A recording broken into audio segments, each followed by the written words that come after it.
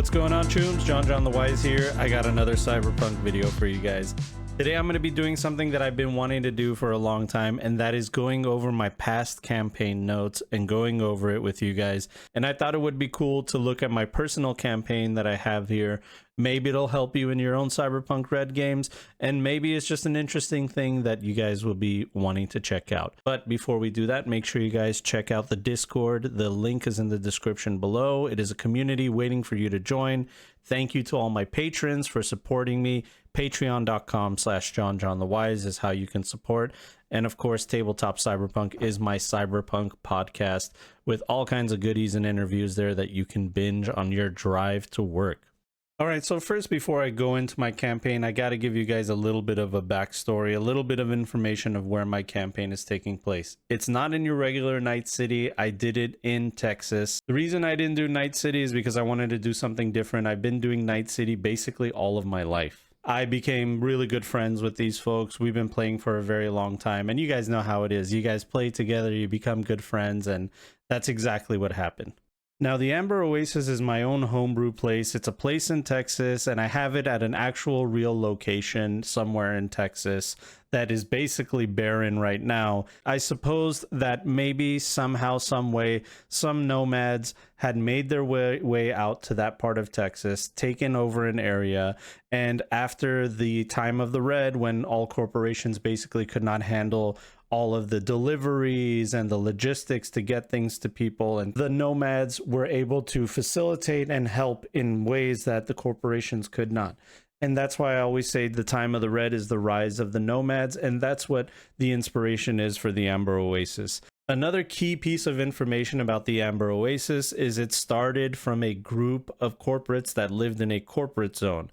After the collapse and most of the corporations collapsing, that means a lot of their corporate zones had to let go of the security that was protecting the people there. And as soon as that happened, a lot of gangs, in this case the Robinson Terminators, came through and basically devastated all of these defenseless corporates that never had to fight for their lives in the past. But most of them were just probably sitting in an office cubicle, making sure that they get paid and making sure that they get the promotion that they need. And they weren't really out there trying to destroy the world and be these evil mega empires that the corporations came out to be. These were the lackeys. These were like the normal people that traded their soul for security in the corporate zones. So what happens when all that is taken away? Well, they were devastated. And through that devastation, they banded together, the survivors of that devastation, and they started the Amber Oasis. They realized there was strength in numbers, and they decided, you know what, maybe the nomads know what they're doing. The nomads that we've worked with in the past that have become, you know, second-class citizens, maybe they know what they're doing since they're the only ones surviving in this wasteland. So they got together, they created the Amber Oasis, and they vowed to do good for the communities around them, to take away that bad reputation that they had as corpos in the past. It's a place where you can go and they let travelers in, and you know, it's a hub basically, and in the surrounding area that they deliver to, which is Dallas, San Antonio, and all the way out to Austin as well. So it's kind of like a triangle called the Devil's Triangle. And these Amber Oasis nomads, they help facilitate trade between all of those large cities and have basically saved lives in ways that corporations could not. So the Amber Oasis is here, and it's here to stay, and it's also a really great place for my players to start their adventure. Now, in general, the Amber Oasis are supposed to be the good guys, but you know how it is in Cyberpunk. The good guys are not always that great anyway. But that's not what the players know meta knowledge wise. As far as they know, the Amber Oasis is on the whole trying to do good in Texas. So that's where our story is going to take place with all of our characters. The first character that I had my player create, he named it Hornet. And this character is really cool. It's a really cool concept, but basically the idea is that Hornet has a twin sister named Wasp, and the two sisters were kidnapped, and they were part of some kind of underground Arasaka experiment where they were training them in virtual reality or God damn it, what is it called? Brain dance. They were training them in brain dance to be able to be killing machines. And that's exactly what they did. But something happened along the way, and these killing machines, along with other killing machines, were able to escape the facility. And that's how Hornet and Wasp were able to get out. Hornet went to Texas. Wasp went to California, to Night City, and my player likes to play both characters basically. I think he does one character sheet for 2 players, but I'm not really sure. But the idea is the 2 twin sisters are these killer solos that are out in the world, and now they can take care of things on their own. Hornet starts in the Amber Oasis, and that's where our story will begin with that character. The next character, Talovnir, think Viking era kind of guy. Why there are Vikings in Odessa, Texas, we don't really know. I think he said that it was a nomad clan that sticks to original tradition, that immigrated from a place that traditionally had Vikings. He wanted to play a Viking nomad, and I said yes. So we had him be a Viking nomad that lived in Odessa, Texas, and some corporate named Weiss, who will be the big bad guy of our campaign. I mean, by the time we get to the end, they just wanted to rip him apart. But anyway, Weiss works for Continental Brands. He went to Talovnir's nomad group and told them, hey, basically, why don't you guys work for us? We're going to use this land and this area, and you guys can run security for us. You guys could do deliveries. You could do whatever you want. And you work for us. And Talo said, no, we don't want to work for any corporation. We work for ourselves, so piss off. And we said, okay, fine. And what he basically did is he came back with the resources of his corporation and wiped out the entire clan. Talo was not there at the time, and when he came back, he discovered the remains of all of his family. Basically, everybody presumed dead or missing, and he was the only one alive. Continental Brands has a headquarters near the Devil's Triangle, near the Amber Oasis, where our story takes place. So he traveled from Odessa all the way to there in search for revenge. Okay? Now, side note, this character, this player actually passed away. I did do a video about losing a player, and it was about this character. And as I said, that corporate Weiss from Continental Brands ended up being the big bad guy of our campaign. So his character was very intertwined with it was just locked in with our campaign, and he passed away. But yeah, just side note to know that this player passed away, so it adds a little bit of a different vibe to all of this. So next up, the next character is Tweaker, and now I'm reading the background on this character, and I kind of don't remember any of this. You know, every player plays differently, and I think this player is not introverted, but it is okay with being in the background a little bit, and maybe didn't bring their character up to the forefront as much as maybe the other players, which is totally fine. But Tweaker is a tech, and Tweaker basically came from a failed corporation that had collapsed, one of the many ones that collapsed, and it was called Lux Tech Construction Solutions, a manufacturer of construction equipment and curator of construction contractors. So we have our 3 players, and I really just wanted to get this campaign going, give them a little bit of a premise. A lot of times when I first start my campaign, I give my players a really easy thing to do.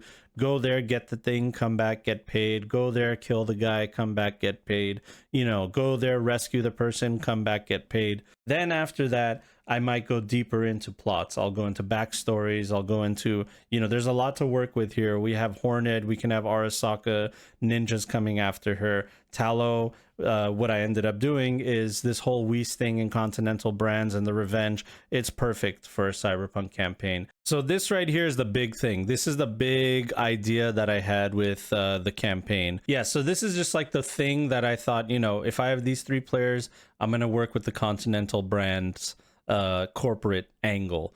So the idea is Continental Brands, after they did what they did to Talo and his nomads, they were on to the next thing. And the next thing is the Amber Oasis. They found it interesting. They said, how did these nomads grow crops in a place where the soil was terrible? There wasn't any chance of anybody growing crops in the area, but then this nomad group comes out of nowhere and they're able to grow crops. So Continental Brands, being a foodstuffs kind of corporation, and Weiss being the guy that he is, he's like, all right, let's do some old school corporate espionage and check out what the hell's going on there. So he hires the same group that he hired to kill Talos nomad group, which is called the Black Sand Mercenary Group. The Black Sand are very nasty. They were throughout our campaign. They're supposed to be like ex-military, ex-solos, ex-corpo solos that worked for corporations and gangs and stuff like that.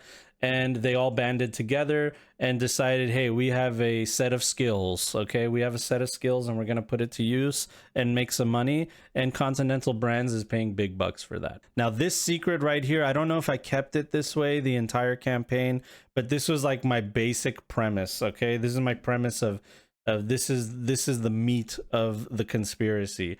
The secret is that Biotechnica traded secret nanite technology that buries deep into the soil and kills any toxic bacteria on a constant basis. Amaya Pearl, who is one of the leaders of the Amber Oasis, and a few trusted Oasis members made a deal with Biotechnica behind everyone's back for this technology. Now, that's huge. That's huge because Weiss just showed up. First he showed up and he just said, hey, let's make a deal, and they said, we don't work with corporations, we're independent. But that's not true. That's not true. They did work with the corporation at one time, and maybe they continue to work with the corporation.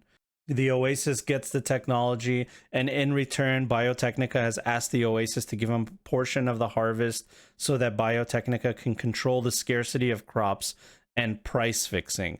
I changed that. That's actually a good idea. I don't know why I changed that, but I ended up doing something more sinister.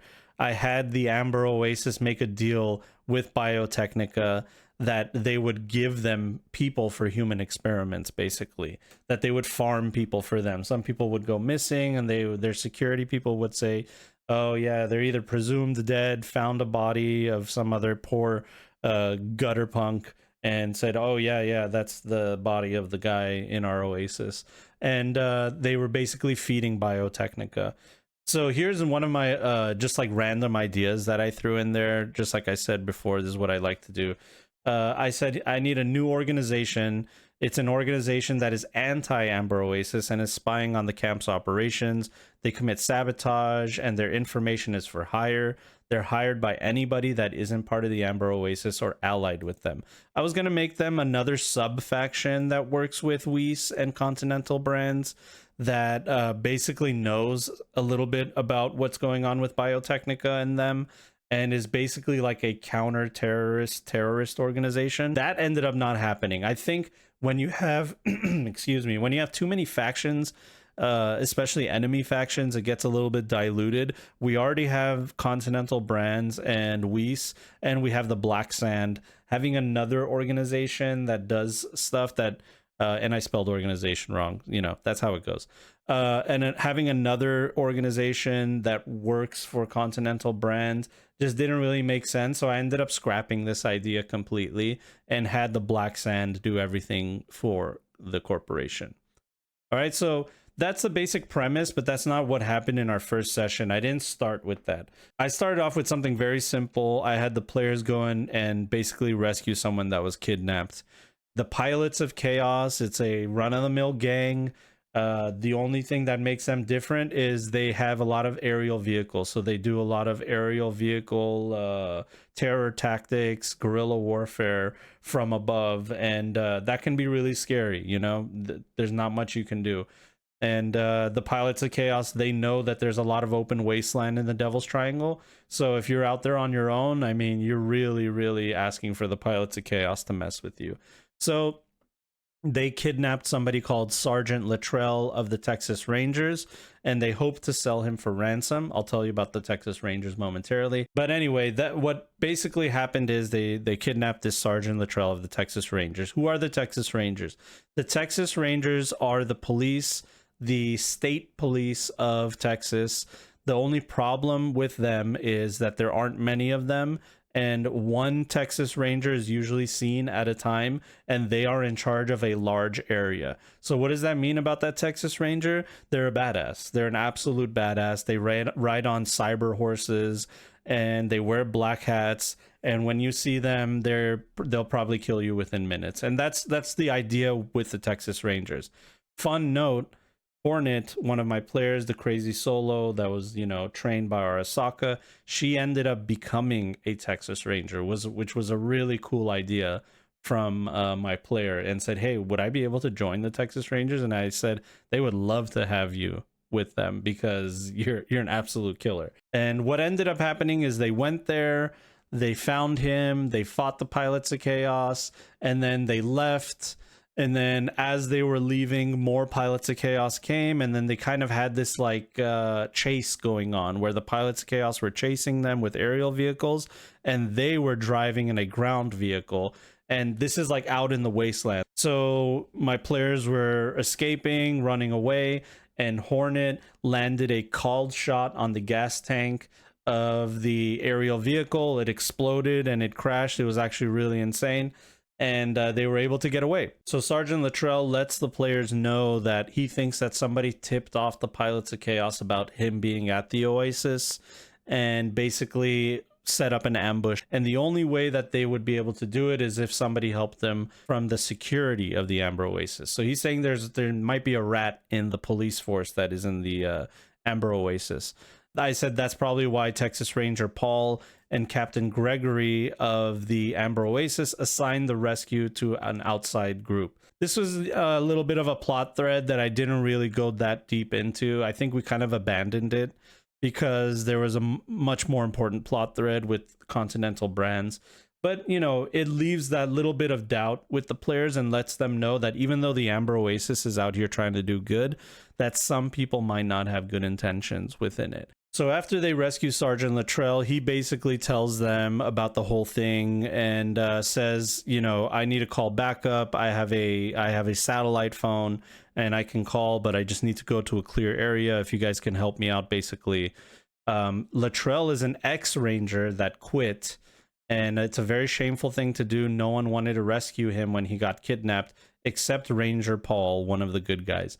I realized after the fact that, like, hey, why wouldn't the Texas Rangers just rescue their own people? Why would they hire some other group to do it? So I needed to plug that plot hole by saying that he was basically, you know, shunned by the Texas Rangers for being a quitter, and his superior officer was the only one that really cared about him and didn't want to see him die. And then Luttrell asks if he can call in a favor with the Soldiers, a nomad group. Now, the Soldiers are a group that I did not invent, but I did repurpose for my own game. The Soldiers can be found in the Home of the Brave, inside the Cyberpunk 2020 source book called The Home of the Brave. And basically the gist about who the Soldiers are is we're the corporate war that happened that caused the collapse in the United States, that a bunch of soldiers realized, like, hey, we don't really need to take orders from anybody. We're here and our families are in danger in America. So why don't we just go AWOL and basically pick up all of our family members and we create our own group. These guys have everything. They have tanks, they have jets, they have all the things they need, but they need to come up with the infrastructure to be able to maintain those things themselves. And that's what they did. So they're just like a roving army. They're just trying to take care of themselves, make sure that they're a powerful organization that can continue to operate. And that's all they really care about is themselves. And, you know, they'll help people every now and then. Like I said, they're not bad guys. They're not like raiders or anything like that. They're just an organization that exists. And if you get in their way, then yeah, they'll probably kill you. But as long as you mind your business and you move along and you trade with them and stuff like that, then, you know, they might even offer some temporary protection in your area. So Luttrell is calling in a favor with this nomad group. How he earned that favor, we don't really get into. But this was a cool way for the players to be introduced to one of the other factions that are in the Amber Oasis, a neutral faction that is powerful in the Amber Oasis area. Exactly 15 minutes later, you begin to see the silhouetted outline of aerial vehicles flying in formation headed your way. The roar of the engines and the sound of their vehicles cutting through the air overwhelm your senses as they approach and land gracefully in the open field in front of you. 6 Militech Mark II Ravens touch down and begin spilling out heavily armed, well-trained soldiers who begin taking formation around the landing site. NCOs begin barking commands to secure the perimeter, and a few of the soldiers begin expertly climbing nearby trees for better vantage points with their large caliber sniper rifles. The soldiers sport various types of cyberware openly, and some wear red bandanas folded up across their foreheads. Others wear metallic skulls on their helmets, and you can see tally marks on the broadsides of their weapons, numbering a minimum of 30 each. One of the bandana-wearing soldiers approaches your group. "Sarge, you're alive. I'd say I'm surprised, but that would be a lie. Now, who are these people you have with you?" So that's the intro that the players get about this group. Obviously, they come out, they know what they're doing, they're well-trained, and that's basically all I wanted to do. And then here's some notes that I wrote down about this organization in case the players, it piques their interest, they see this group, and they want to interact with them. They will buy from the players. If the players have something worth selling, they'll buy from them. They will ask about the Pilots of Chaos boss man they have with them. And, oh yeah, that's right, I totally forgot. They kidnapped one of the Pilots of Chaos. So that was one of the things that happened.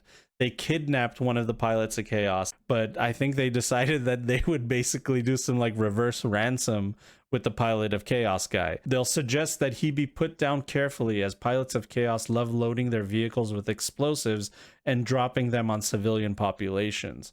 Basically saying like, why is this cockroach alive?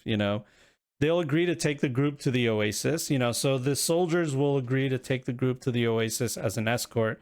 During the trip, they'll mention the Black Sand and how they've been having significant skirmishes with them.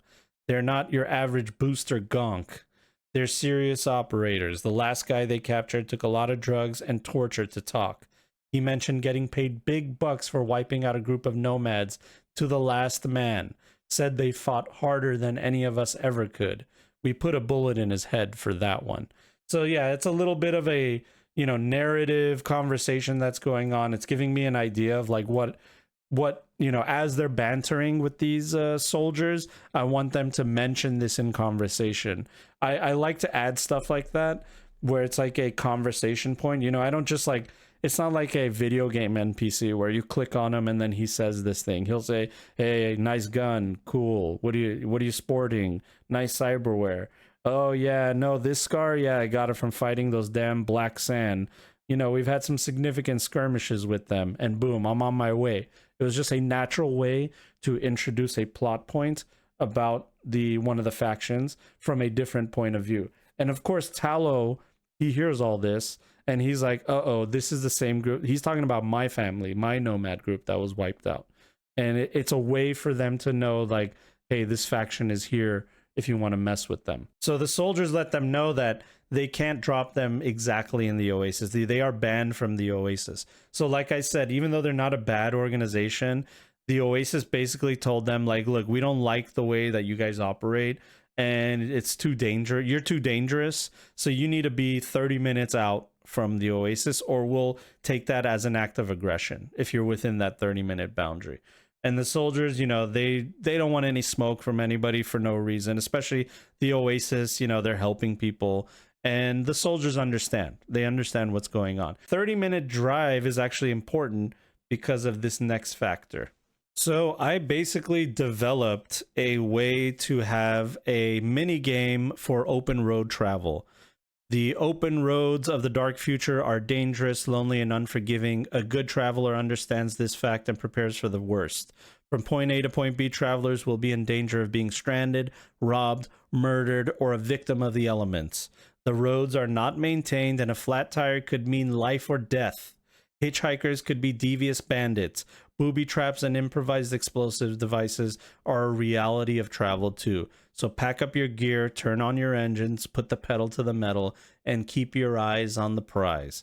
So that's the idea of what the open road is. The idea is for every 30 minutes of travel, you must roll once on the open road travel chart below. It's a 1d10, things happen, there's ambushes, and then within that you do a different dice roll. So your party could be ambushed by either a hit squad or corporate security, elite goons. So each time you roll, so it's like I roll 1d3, I got a 2, they're bandits. Roll 1d3, got a 3. They're easy goons, okay? Now, this is my 3 goon method. I have a previous video on that. You roll another 1d3. It is the party size plus 1d3, or party size only, or party size plus 1d6 enemies.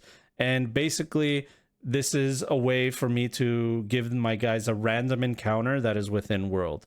Now, every member of the party may take a DV17 perception check to spot the ambush before it happens.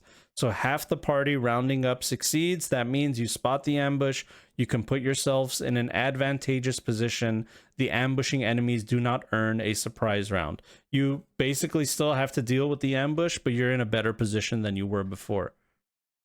If less than half the party succeeds, you do not spot the ambush, and the enemy is granted a surprise round of combat against your vehicle. So that's what you get on a 1.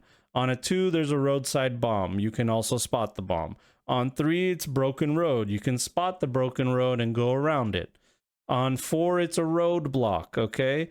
And if you roll a 1, you could be ambushed, okay? So a roadblock could just be a roadblock. It was there, you know, already. So it happened a long time ago. But if you roll a d10 in addition and get a 1, you're ambushed by bandits. A good deed could actually be a good deed. You're helping somebody, that someone is standing by a disabled vehicle. They appear unarmed and are waving you down for help. So I secretly roll a 1d3 to figure out exactly what happened on here. So, you know, sometimes it's good, sometimes it's bad, and there's rewards. So there's that. There's checkpoints, and 7 and 8, nothing happens. 9 is a discovery. Discovery is a whole other chart that I roll on for something that can happen. 9 and 10 are discovery, a potential location for scavenging.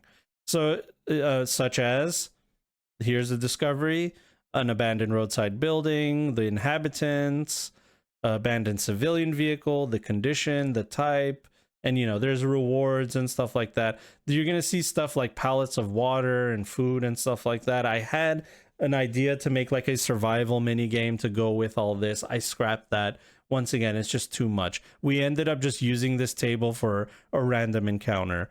And also, the cool thing about the open road is it told the players, like, hey, if you want to travel from Austin to San Antonio. So I told my players, if you want to go from Austin to San Antonio, if we go to Google Maps, it tells us it's an 1.5-hour drive.